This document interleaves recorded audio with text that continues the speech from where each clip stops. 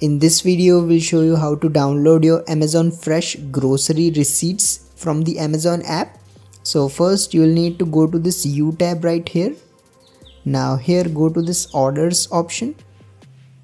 Now you'll need to find the order for which you want to download the receipt.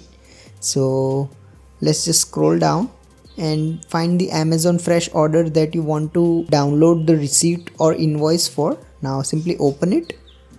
Now here you will need to scroll down to this order info page and then tap on this download invoice option.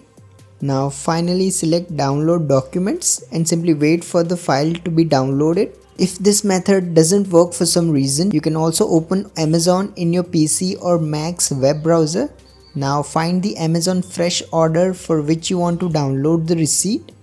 Now here you will see this invoice option. Simply click on it and then click on this invoice or printable order summary. So I'll just click on invoice and it will open the invoice right here, and I can then download it or print it from here. If you find this video useful, please don't forget to like and subscribe to Glitch Guru.